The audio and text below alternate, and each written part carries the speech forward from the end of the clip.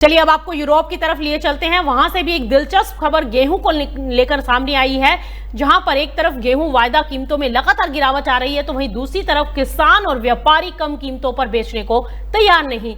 वहीं निवेश फंड जिन्होंने मई महीने में गेहूं में तेजी की उम्मीद लगाकर बड़ी खरीदारी की थी, अब अपने सौदे कम कर रहे हैं। यानी बाजार में दबाव तो है, लेकिन तस्वीर उतनी सरल नहीं जितनी पहली नजर में दिखाई देती है। यूरोपीय संघ के गेहूं निर्यात को देखें तो मौजूदा मार्केटिंग सीजन में 1,92,00,000 टन से ज्यादा गेहूं का एक्सपोर्ट हो चुका है। मोरक्को, मिस्र, सऊदी अरब, नाइजीरिया और अल्जीरिया जैसे देश अभी भी खरीदार हैं। कागजों पर यह एक्सपोर्ट कार्यक्रम मजबूत दिखाई देता है, लेकिन हालिया आंकड़े बताते हैं कि मांग की रफ्तार धीमी है। फ्रांस के प्रमुख एक्सपोर्ट बंदरगाह रुआ से गेहूं और अनाज की शिपमेंट मई के अंतिम सप्ताह में जहां 2,18,000 टन रही, वहीं जून के पहले सप्ताह में यह घट गई और 72,000 टन पर सिमट गई।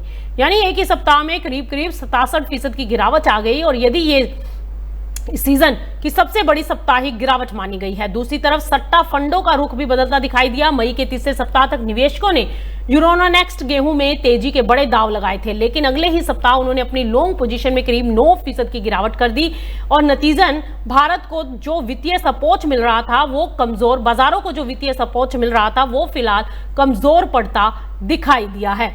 ऐसे में माना जा रहा है कि आने वाले समय में अगर ये दबाव बना रह सकता है, क्योंकि निर्यात की गति धीमी है और खरीदार भी नई फसल के आने का इंतजार कर रहे हैं। हालांकि अभी स्थिति संकट वाली नहीं है। यूरोप का कुल एक्सपोर्ट अभी भी कॉम्पिटिटिव स्तर पर है और फंड पूरी तरह बाजार से बाहर नहीं हुए हैं और बाजार की नजर फसल की क्वालिटी पर है। यदि यूरोप में गेहूं की क्वालिटी अच्छी रहती है तो मोरक्को, मिस्र, सऊदी अरब और नाइजीरिया जैसे बड़े खरीदार यूरोपीय गेहूं की मांग बनाए रख सकते हैं, लेकिन यदि क्वालिटी में कुछ भी कमी आई तो ये देश तुरंत दूसरे स्रोतों की तरफ रुख कर लेंगे।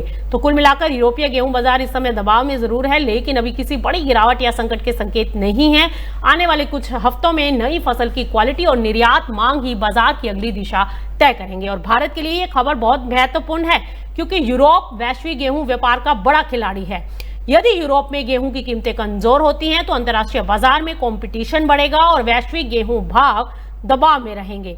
इससे भविष्य में हो सकता है कि भारतीय गेहूं निर्यात के अवसर लिमिटेड हो जाएं, खासकर यदि रूस और यूक्रेन का गेहूं भी सस्ते रेटों पर उपलब्ध रहता है। हालांकि घरेलू बाजार में एमएसपी, सरकारी खरीद और बफर स्टॉक की स्थिति भारतीय कीमतों को फिलहाल सहारा दे रही है। यदि यूरोप में फसल की क्वालिटी खराब होती है या उत्पादन अनुमान घटते हैं तो वैश्विक गेहूं बाजार को सपोर्ट मिल सकता है, जिसका फायदा भारतीय किसानों को भी मिल सकता है।